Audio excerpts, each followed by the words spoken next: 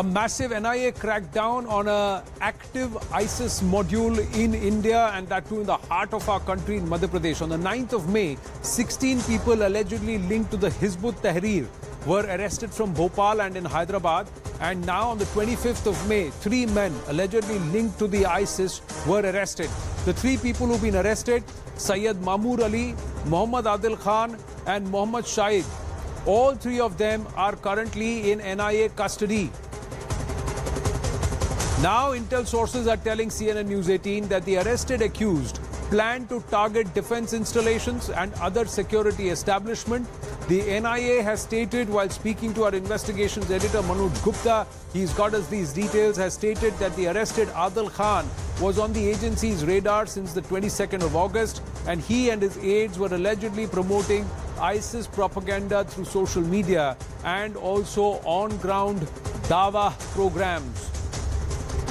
These people seem to be inspired, somewhere linked to Umar Nisar and the Voice of Hind. NIA and intel sources telling News 18 that the 3 men were influenced by the ideology of the ISIS and were driven by violent ideology of the ISIS. So they didn't have any particular hatred or bigotry driven. It was just that their ideology was driven by the ideology of ISIS, where they belonged, that believed that violence is the only way to establish the rule of the caliphate.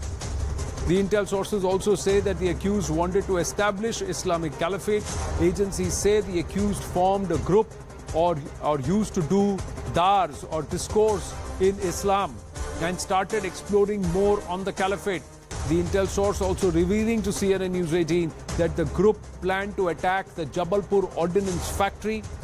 Intel source also revealing that apart from the Jabalpur Ordnance Factory, other security establishments like police stations were also on their radar. Sources further adding that the group wanted to fight from India to support the ISIS in Syria and Afghanistan.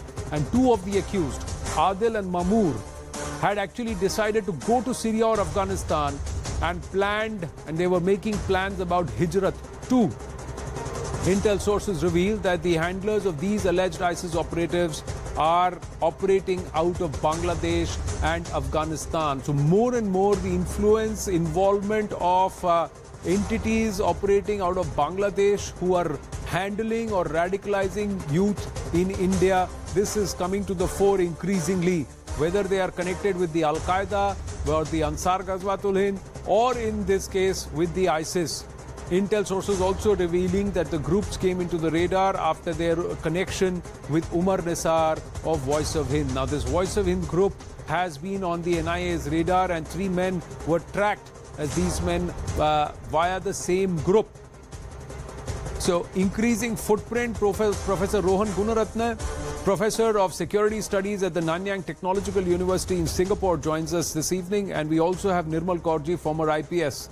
Namaste, and thank you very much for joining us here on the broadcast. Professor Gunaratna, if I may request you to sit a little straighter, facing the camera, please, rather than sideways. Thank you very much. I appreciate that.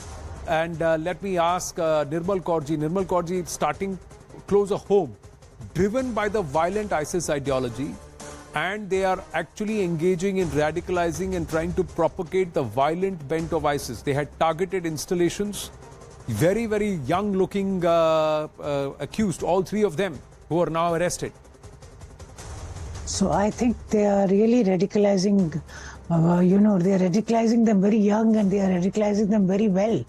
This identity, the Islamic identity as Ummah, identity as a fighter vis-a-vis the Kafirs, that is being strengthened so much by these ISIS modules and other people, that these people want to go and fight. See, such young-looking boys, maybe not even 18.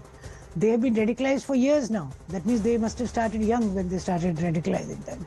And now they want to go and fight, and they also want to, sabotage the Indian installations. So they are being radicalized, and they are also, that shows the influence they have. The far reaches and the kind of money that is coming and the kind of ideological this thing, because what they start teaching them in the madrasas, in the maktab madrasas, since the age of 3, 4, 5, kafir and us versus them. So that is, this radicalizing becomes so easy after that.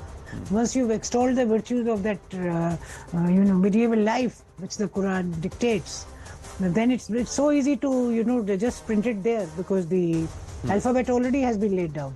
So they really can radicalize them young, and they are, now we see the effects. We see only tip of the iceberg. Otherwise, I think there are many more modules like this. Once in a while we see a success and we see it in the media, busting it. But otherwise, I think the problem is much wider, much more endemic than we think it is.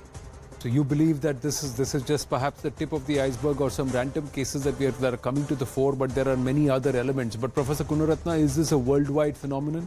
Is this the modus operandi of the ISIS now, ever since their own core operations in Syria have been damaged and they were all forced to disperse or break away? The epicenter of the Islamic State or ISIS has moved from Iraq and Syria in two directions. One is towards South Asia and the other is towards Africa. The epicenter in South Asia is becoming stronger, especially after the Easter Sunday attack in Sri Lanka. We have seen similar attacks in India, in Bangladesh, in Pakistan, in the Maldives, and also in Afghanistan. The Indian government has been very capable in detecting and disrupting so many plots. But this is not the way forward.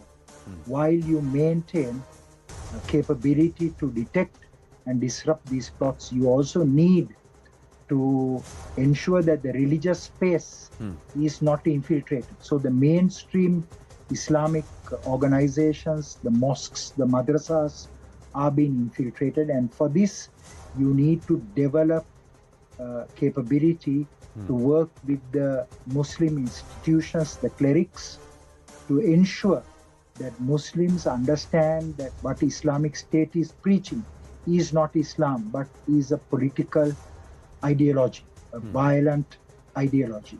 So it is so important for the police and the investigative and the intelligence services to work with the Muslim clerical establishment in India, both to do community engagement and also to rehabilitate those who have been radicalized. You just putting them in prison is not going to help. You have to make sure that they transform and become good Indian citizens while they are in custody. Well, this is something which also baffles me, that a lot of them are educated, not necessarily madrasa educated, and a lot of them have come into connect through their handlers using social media platforms, Professor Gunaratna. So social media is the main platform. So there is physical space radicalization and there is online radicalization. So online radicalization is the more dominant threat. Both are taking place. So you need what is called digital rehabilitation capability, digital community engagement capabilities.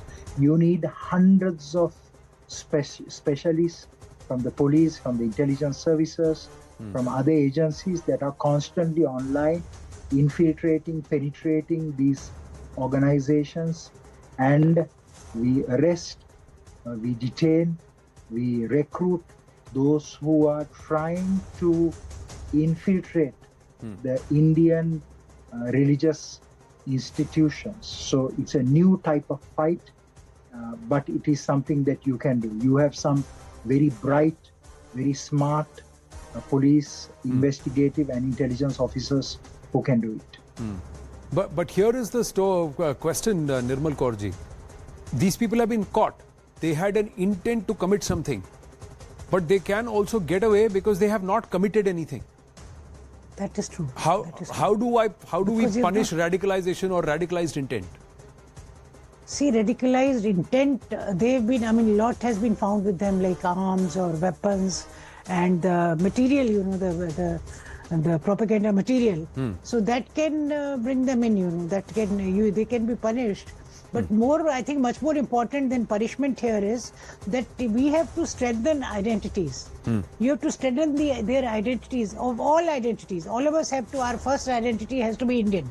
Whether we are from a madrasa, we are Muslim, we are Hindu, we are Jain, whatever.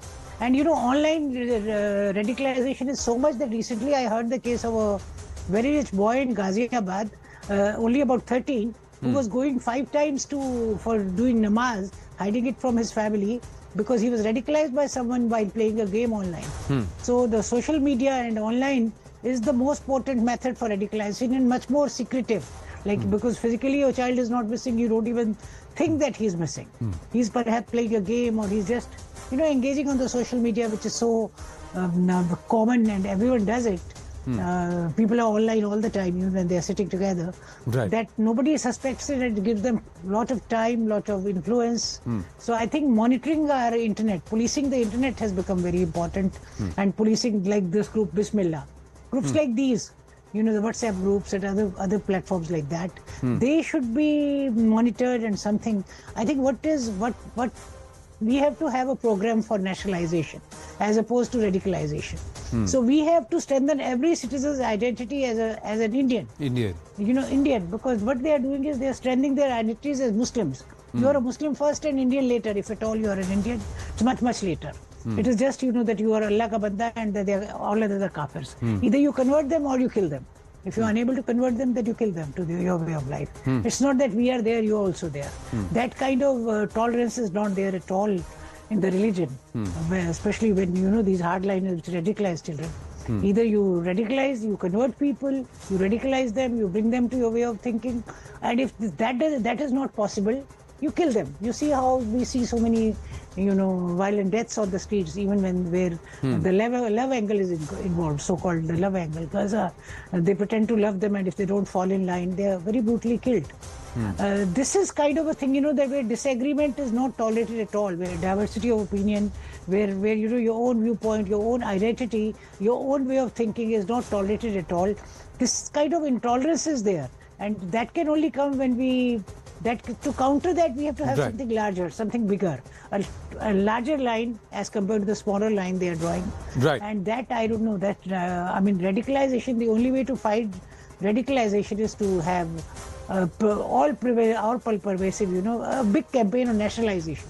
We have to be nationalized. I think a lot of people have lamented this, that India first, this aspect of nationhood and one nation, one country and nation first needs to be underlined. But there's just some more input that I'd like to share, that while uncovering the ISIS threat, agencies and state anti-terror agencies are also struggling. And they are struggling to deal with the new changing face of terror in India. Agencies have discovered that most of the groups that have come into their radar have juveniles or under 18-year-olds, as Nirmal Kaur was just pointing out. Intel sources reveal that these young minds are driven by violent ideology of ISIS, the violence ideology. Agencies also claim that the groups are highly radicalized.